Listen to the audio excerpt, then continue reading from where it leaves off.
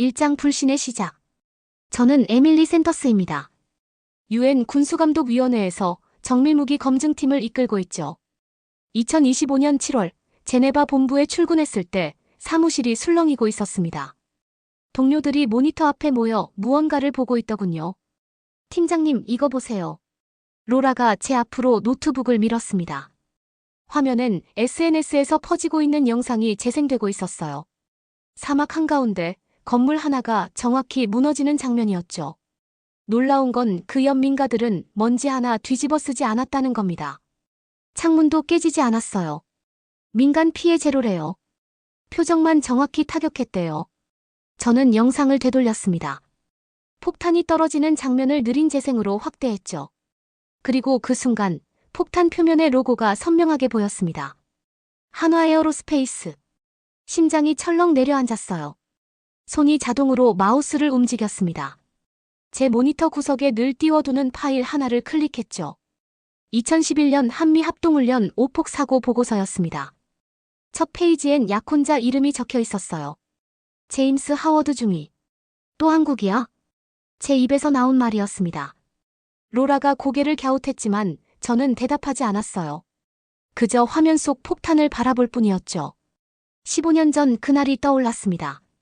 훈련장에서 울려 퍼진 비명, 추락하는 전투기, 그리고 보고서에 명시된 문장 하나. 한국산 표적 식별 장비 오류로 인한 좌표 이탈. 저는 파일을 닫았습니다. 상사인 잭슨이 제 책상 앞에 섰어요. 샌더스, 이건 내가 맡아. 알겠습니다. 목소리가 평소보다 차갑게 나왔습니다. 잭슨은 제 표정을 읽었는지 잠시 망설이더니 어깨를 두드렸죠. 객관적으로 접근해. 내가 제일 잘하잖아. 객관적으로요. 웃기는 소리였습니다. 저는 데이터를 믿는 사람이에요. 감정보다 숫자를 우선하죠. 하지만 그날만큼은 달랐습니다. 화면 속 한국 무기를 보는 순간 15년 묵은 불신이 되살아났거든요. 저는 키보드를 두드리기 시작했습니다. 분석 보고서 작성을 시작했죠. 손가락이 움직이는 동안에도 머릿속엔 한 가지 생각뿐이었어요. 한국 기술은 믿을 수 없다. 화려한 겉모습 뒤엔 언제나 허점이 있었다. 이번에도 그럴 거다. 이장 논리와 편견. 데이터 분석에 들어갔습니다. 영상 속 폭탄의 비행 패턴을 프레임 단위로 쪼개 분석했죠. 미국, 러시아, 중국제 무기 데이터베이스와 대조했습니다. 결과는 명확했어요. 기존 어떤 체계와도 일치하지 않았죠. 이상하네요. 로라가 중얼거렸습니다. 화면엔 폭탄 날개 끝에 제어 패턴이 표시되고 있었어요. 미세한 각도 조정이 실시간으로 이뤄지고 있었죠. 정확도가 미쳤어요, 팀장님. 한국이 만든 건데 어떻게 이런 수치가 나와요? 저는 고개를 저었습니다. 한국은 늘 그래. 화려한 스펙으로 포장하고 실전에선 고장나지. 로라가 입을 다물었어요. 제 목소리가 너무 날카로웠나 봅니다. 하지만 저는 멈출 수 없었죠. 손가락이 멈추지 않고 키보드를 두드렸습니다. 그때 머릿속에 장면 하나가 스쳐갔어요. 2011년 한국 훈련장이었습니다. 뜨거운 여름날이었죠. 저는 관측소에서 제임스의 비행을 지켜보고 있었어요. 헤드셋 너머로 들리던 제임스의 목소리가 생생했습니다. 좌표가 엇나갔어. 장비가 먹통이야. 그 다음은 정적뿐이었어요. 전투기가 추락하는 광경을 저는 그대로 봤죠. 땅에 부딪히는 순간까지요. 보고서엔 명확히 적혀 있었습니다. 한국산 표적 식별 장비 오류라고요. 팀장님. 로라의 목소리에 정신을 차렸습니다. 화면을 보니 새로운 데이터가 업로드되고 있었어요. 태국 공군에서 추가 자료 보냈대요. 실전 사용 데이터래요. 파일을 열었습니다. 숫자들이 쏟아졌죠. 사거리 108km, 오차 반경 3.1m. 저는 웃음이 나왔어요. 거짓 데이터야. 이런 수치는 불가능해. 하지만 로라가 검증 로그를 띄웠습니다. 태국 공군의 공식 인증 마크가 찍혀 있었어요. 조작된 흔적이 없었죠. 저는 의자에 기댔습니다. 뭔가 잘못됐어요. 아니, 제가 잘못 봤을 거라 믿고 싶었죠. 참, 개발자 정보도 왔어요. 로라가 다른 파일을 열었습니다. 화면에 사진 한 장이 떴어요.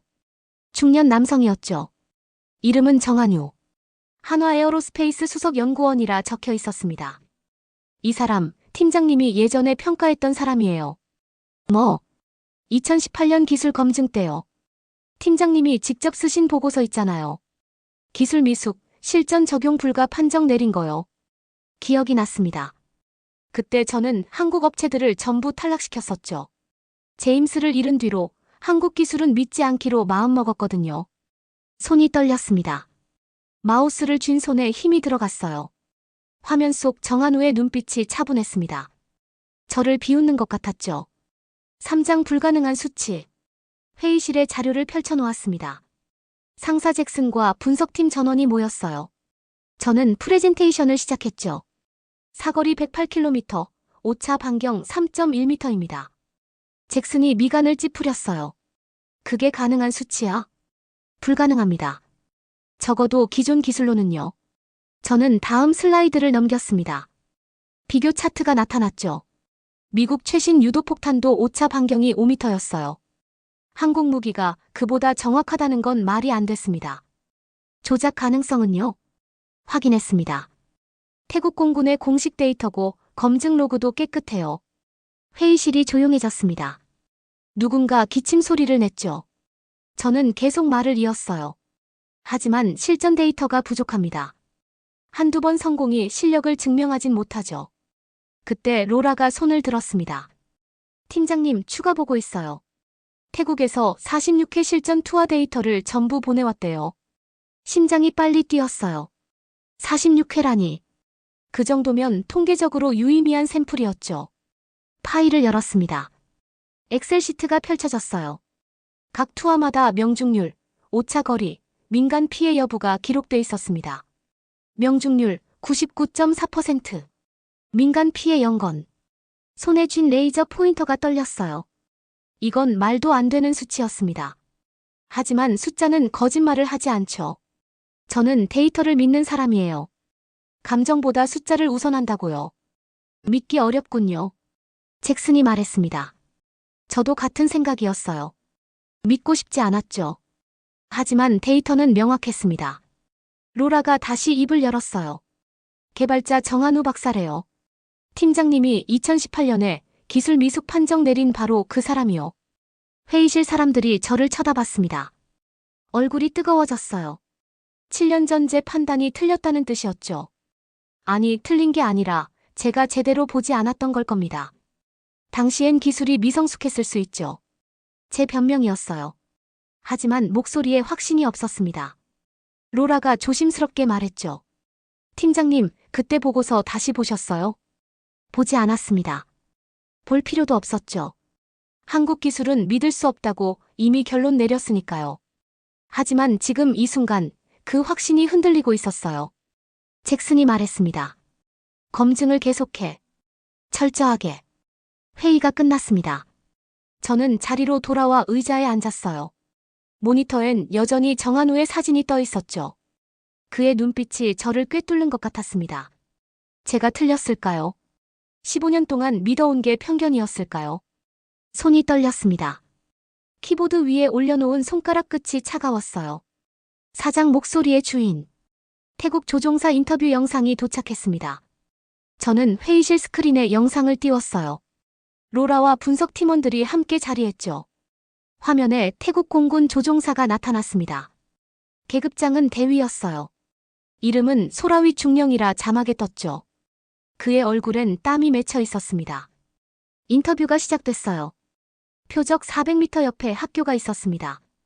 그의 목소리가 떨렸습니다. 저는 몸을 앞으로 기울였어요. 아이들이 운동장에서 뛰고 있었어요. 수업 끝나고 쉬는 시간이었죠. 화면이 전환됐습니다. 작전 당시 촬영한 영상이 재생됐어요. 학교 건물이 보였죠. 운동장엔 정말로 아이들이 있었습니다. 작은 점처럼 보였지만 움직임이 선명했어요. 명령은 즉각 투하였습니다. 하지만 전 망설였죠. 소라윗의 목소리가 계속됐습니다. 그래서 비행 중 좌표를 40m 수정했습니다. 저는 영상을 멈췄어요. 되감기 버튼을 눌렀죠. 다시 재생했습니다. 비행 중 좌표를 수정했다고요? 제 목소리가 회의실에 울렸습니다. 로라가 고개를 끄덕였어요. 네, 팀장님. 실시간 수정이 가능하대요. 불가능한 일이었어요.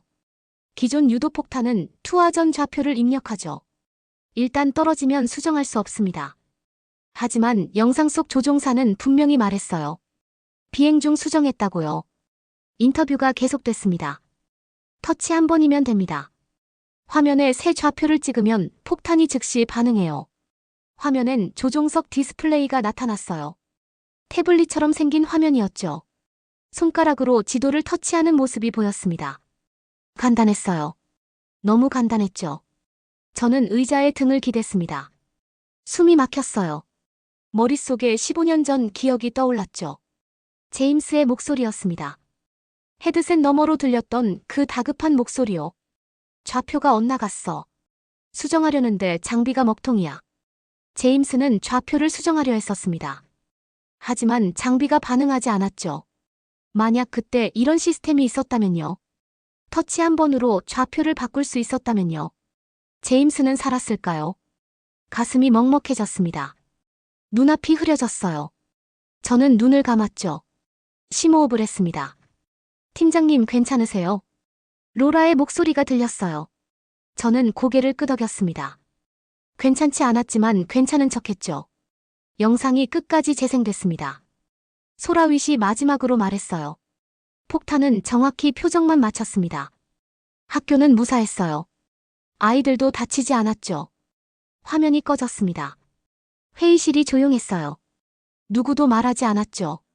저는 손으로 얼굴을 감쌌습니다. 15년 동안 쌓아온 확신이 무너지는 소리가 들렸어요. UN 공개 브리핑이 열렸습니다. 회의장은 기자들로 가득 찼어요. 카메라 플래시가 터졌죠. 저는 단상 옆 패널석에 앉았습니다. 잭슨이 마이크 앞에 섰어요. 한국 한화에어로스페이스의 신형 정밀 유도폭탄에 대한 중간 보고입니다. 프레젠테이션이 시작됐죠. 데이터가 화면에 떴어요. 46회 투하, 명중률 99.4%, 민간 피해 0건. 회의장이 술렁였습니다. 기자 한 명이 손을 들었어요. 한국이 정의로운 폭탄을 만들었다는 겁니까? 목소리에 비웃음이 섞여 있었어요. 저도 같은 생각이었죠. 폭탄에 정의가 있을 리 없었습니다. 다른 기자가 말했습니다. 민간 피해가 없다는 건 훌륭하지만 결국 살상무기 아닙니까? 회의장이 양분됐어요. 한쪽은 기술을 칭찬했고 한쪽은 무기 자체를 비판했죠. 저는 그저 듣고만 있었습니다. 잭슨이 제 옆에 앉았어요. 작은 목소리로 말했죠. 어떻게 생각해, 샌더스? 폭탄은 폭탄이죠. 양심이 있을 수 없어요. 제 대답이었습니다. 잭슨이 고개를 끄덕였어요. 맞아. 폭탄은 그냥 폭탄이지. 그때 회의장 뒤쪽에서 손이 올라갔습니다. NGO 활동가석이었어요. 한 남성이 일어섰죠. 이름표엔 오마르라 적혀 있었습니다. 발언 기회를 주십시오. 진행자가 허락했어요. 오마르가 앞으로 걸어 나왔습니다. 그의 옷은 낡았고 얼굴엔 주름이 깊었어요. 마이크 앞에 선 그가 말했죠. 저는 시리아 북부 마을에서 왔습니다. 목소리가 떨렸어요. 하지만 힘이 있었죠. 작년 우리 마을에 테러리스트가 숨었습니다.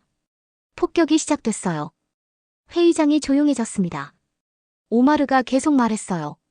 하지만 그 폭탄 덕분에 우리 마을은 살아남았습니다. 테러리스트만 제거됐죠.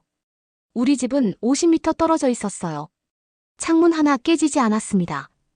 숨소리조차 들리지 않았어요. 오마르의 눈에 눈물이 맺혔습니다. 제 손녀는 그날 집에 있었어요. 5살이었죠. 지금도 살아있습니다. 그가 단상에서 내려왔어요. 회의장은 여전히 조용했죠. 저는 가슴이 답답했습니다. 숨을 쉬기 어려웠어요. 폭탄은 그냥 폭탄이라고 했죠. 하지만 오마르의 손녀는 살았습니다. 그 폭탄 때문에요. 기자 한 명이 질문했어요. 검증팀장님 의견 있으십니까? 모든 시선이 저에게 쏠렸습니다. 마이크가 제 앞으로 왔어요. 저는 입을 열었죠. 데이터는 명확합니다. 민간 피해는 없었어요. 목소리가 갈라졌어요. 더 말하려 했지만 입이 떨어지지 않았죠. 저는 마이크를 내려놓았습니다. 회의가 끝났어요. 저는 자리에서 일어나지 못했습니다. 다리에 힘이 없었죠. 로라가 다가왔어요. 팀장님 괜찮으세요? 괜찮지 않았습니다. 15년 동안 쌓아온 냉소가 처음으로 흔들렸거든요. 6장 개발자의 고백. 화상 기자회견이 시작됐습니다. 화면에 정한우 박사가 나타났어요. 서울 한화에어로스페이스 본사 회의실이었죠. 그의 옆엔 품질보증팀 김양자 부장이 앉아 있었습니다. 기자들이 질문을 쏟아냈어요. 정한우가 차분히 답했죠. 저는 노트북으로 중계를 지켜봤습니다. 사무실 책상에 앉아서요. 박사님, 개발 동기가 궁금합니다. 한 기자가 물었어요. 정한우가 잠시 침묵했습니다. 그의 눈빛이 흔들렸죠. 저는 오폭으로 군인을 잃은 아들의 아들입니다. 회의장이 조용해졌어요. 저도 손을 멈췄죠. 할아버지는 6.25 전쟁 때 아군 오폭으로 돌아가셨습니다. 제 아버지는 평생 그 이야기를 하셨어요. 정한우의 목소리가 떨렸습니다. 그래서 정확성에 모든 걸 걸었습니다. 오차를 줄이는 게 제 사명이었죠. 화면이 그의 얼굴을 클로즈업했어요. 주름진 이마, 초점 잃은 눈. 그는 누군가를 애도하고 있었습니다. 정확함은 힘이 아니라 책임입니다. 그 말이 제 가슴을 쳤어요. 저는 화면을 멈추지 못했죠. 김양자가 말을 이어받았습니다. 3년간 0.1초 반응 지연 하나 때문에 시스템을 12번 갈아엎었습니다. 그녀의 목소리는 담담했어요. 하지만 무게감이 있었죠. 한 번은 양산 직전이었어요. 하지만 테스트에서 0.08초 지연이 발견됐죠. 전부 폐기하고 다시 시작했습니다. 저는 손으로 입을 막았어요. 0.08초요. 육안으론 절대 느낄 수 없는 시간이었죠. 하지만 그들은 그것조차 용납하지 않았습니다. 회견이 끝났어요. 저는 의자에 기댔습니다. 멍하니 천장을 바라봤죠. 로라가 다가왔어요. 팀장님, 2011년 오폭 보고서 원본 찾았어요. 뭐? 부속 문서가 있었대요. 본 보고서엔 없던 거요. 그녀가 파일을 제 화면에 띄웠습니다. PDF가 열렸어요. 제목은 추가기술 분석 보고서였죠. 저는 스크롤을 내렸습니다. 17페이지에 문장 하나가 눈에 들어왔어요. 한국산 표적 식별 장비는 정상 작동. 미군 통신기 전자파 교란으로 인한 좌표 전송 오류 확인. 심장이 멎는 것 같았습니다. 손이 떨렸어요. 다시 읽었죠. 또 읽었습니다. 한국 장비는 정상이었어요. 문제는 미군 통신기였죠. 전자파 교란이 원인이었습니다. 저는 의자에서 일어났어요. 비틀거렸죠. 로라가 제 팔을 잡았습니다. 팀장님 앉으세요. 앉을 수 없었어요. 다리가 풀렸지만 서 있어야 했습니다. 15년이었어요. 15년 동안 저는 틀린 걸 믿었던 겁니다. 제임스는 한국 기술 때문에 죽지 않았어요. 우리 측 실수였죠. 하지만 보고서는 그걸 숨겼습니다. 한국 탓으로 돌렸어요. 저는 책상을 짚었습니다. 숨이 가빠졌죠. 눈물이 났어요. 15년간 쌓아온 편견이 무너지는 소리가 들렸습니다. 7장 정의의 검증. UN 정밀무기평가위원회 최종 회의가 열렸습니다. 저는 단상에 섰어요. 손에 든 보고서가 무거웠죠. 회의장엔 각국 대표들이 앉아 있었습니다. 검증 결과를 발표하겠습니다. 제 목소리 제시도 제2계속과 회의장에 울렸어요. 프레젠테이션 화면이 켜졌죠. 총 46회 실전 투하, 명중률 99.4%, 민간 피해 0건입니다. 숫자가 화면에 떴습니다. 저는 다음 슬라이드를 넘겼어요. 기존 어떤 무기 체계보다 정확합니다. 오차 반경 3.1m는 현존 최고 수준이죠. 회의장이 조용했어요. 저는 계속 말했습니다. 실시간 좌표 수정 기능이 핵심입니다. 조종사가 비행 중 민간인을 발견하면 즉시 표적을 바꿀 수 있어요. 슬라이드가 넘어갔죠. 태국 조종사의 증언 영상이 재생됐습니다. 학교 옆 표적, 40m 좌표 수정, 아이들의 안전. 모든 게 담겨 있었어요. 이 기술은 전쟁의 윤리를 바꿉니다. 제 목소리가 떨렸어요. 하지만 멈추지 않았죠. 폭탄은 여전히 무기입니다. 하지만 불필요한 희생을 막을 수 있다면 그건 진보죠. 마지막 슬라이드를 띄웠습니다. 결론이었어요. 한화에어로스페이스 정밀 유도폭탄, UN 검증 통과. 민간 피해 최소화 무기 체계로 인증합니다. 박수가 터졌어요. 회의장이 술렁였죠. 저는 단상에서 내려왔습니다. 다리가 후들거렸어요. 잭슨이 다가왔습니다. 그가 제 어깨를 두드렸죠. 결국 한국이 우리보다 먼저 갔군. 저는 고개를 저었어요. 그들이 먼저 간 게 아니에요. 우리가 늦은 겁니다. 잭슨이 씁쓸하게 웃었어요. 저도 웃었죠. 쓴웃음이었습니다. 사무실로 돌아왔어요. 책상 앞에 앉았습니다. 최종 보고서를 열었죠. 커서가 깜빡였어요. 저는 키보드에 손을 올렸습니다. 마지막 문장을 써야 했어요. 15년간 믿어온 편견을 무너뜨린 이 순간을 기록해야 했죠. 손가락이 움직였습니다. 기술은 방향을 가질 수 있다. 그리고 이번엔 인간을 향했다. 문장을 다 쓰고 저는 멈췄어요. 화면을 바라봤죠. 제임스가 떠올랐습니다. 15년 전 그날 추락하던 전투기가 보였어요. 만약 그때 이 기술이 있었다면요. 제임스는 좌표를 수정했을 겁니다. 터치 한 번으로요. 그리고 살았겠죠. 눈물이 났어요. 참지 않았습니다. 그냥 흘렀죠. 키보드 위로 눈물이 떨어졌어요. 로라가 조용히 다가왔습니다. 제 어깨에 손을 얹었어요. 아무 말도 하지 않았죠. 그저 옆에 서 있었습니다. 저는 파일을 저장했어요. 보고서가 완성됐습니다. 15년 만에 저는 진실과 마주했죠. 한국 기술은 믿을 수 없다고 생각했어요. 하지만 틀렸습니다. 믿을 수 없었던 건 제 편견이었죠. 창밖을 봤어요. 제네바의 하늘이 파랗게 펼쳐져 있었습니다. 저는 깊게 숨을 들이마셨어요. 오랜만에 가슴이 가벼웠죠. 팔짱 아이들이 웃는 도시. 서울 ADEX 전시장에 도착했습니다. 2025년 10월이었어요. 저는 UN 대표단 자격으로 왔죠. 전시장은 사람들로 북적였습니다. 한화 에어로스페이스 부스가 보였어요. 커다란 현수막이 걸려 있었죠. 정확함은 힘이 아니라 책임이다.